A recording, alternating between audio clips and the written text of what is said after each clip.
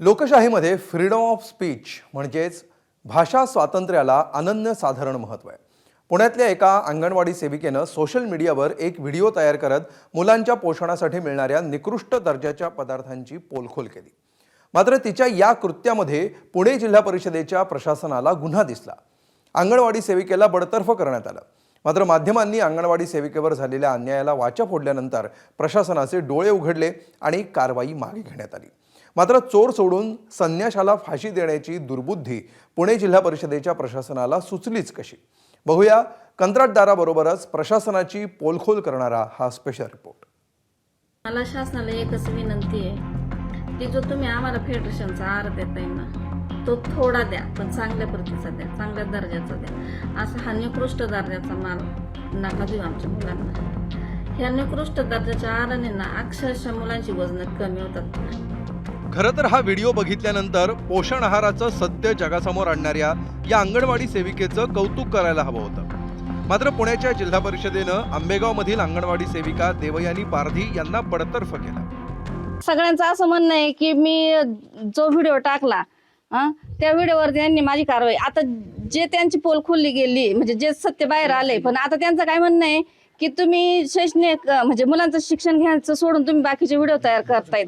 म्हणजे हे आता परत कुठेतरी खोटे आरोप लावायला लागले. ते आता हे कसं, जे मी सत्य केले ते तुम्ही दाखवत नाहीत आणि जे नाही, जे खोटं आहे ते तुम्ही दाखवायला लागले. हे कितपत योग्य आहे सांगा तुम्ही. एबीपी माझानं अंगणवाडी सेविका देवयानी पारधी यांच्यावर झालेल्या अन्यायाला बातमीच्या स्वरूपात वाचा फोडली. निकृष्ट दर्जाचं साहित्य पुरवणाऱ्या कंत्राटदारावर कारवाई करण्याऐवजी देवयानी यांच्यावरच कारवाई करण्यात आली.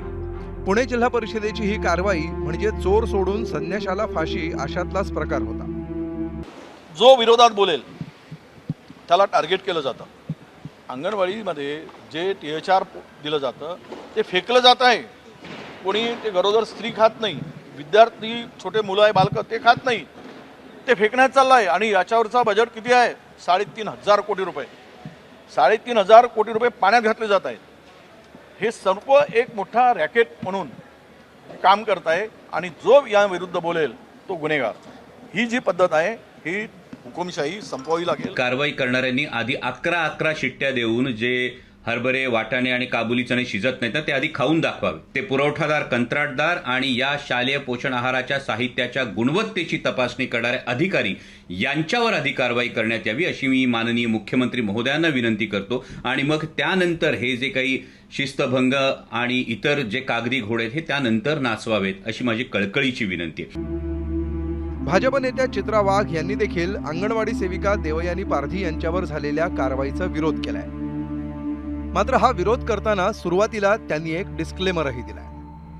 कर्मचाऱ्यांनी प्रशासकीय शिस्त पाळलीच पाहिजे यात शंका नाही, पण मूळ प्रश्न हा आहे की बालकांच्या आरोग्याशी खेळणाऱ्या या कंत्राटदारांना कायमचं काळ्या यादीत टाकणं गरजेचं आहे. मला विश्वास आहे शासन याची योग्य दखल त्या ठिकाणी घेईलच आणि अंगणवाडी ताईंना गोपनीयतेने व न घाबरता तक्रार करता येईल अशी सक्षम अंतर्गत तक्रार निवारण यंत्रणा शासनाने उभारण्याची गरज वाटते. ते तात्काळ ICDS विभागाने करावे व येणाऱ्या तक्रारीची दखलही घेण्यात यावी.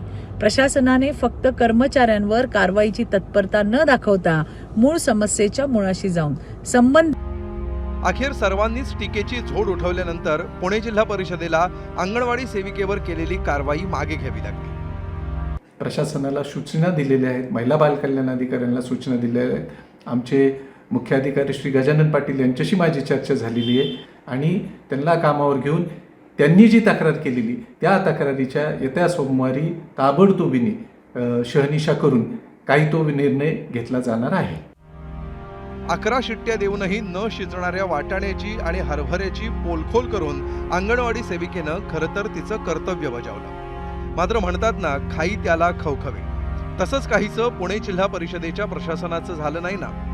नाहीतर कंत्राटदारावर कारवाई करायची सोडून अंगणवाडी सेविकेवर कारवाई करण्याची घोडचूक पुणे जिल्हा परिषदेनं नक्कीच केली नसती.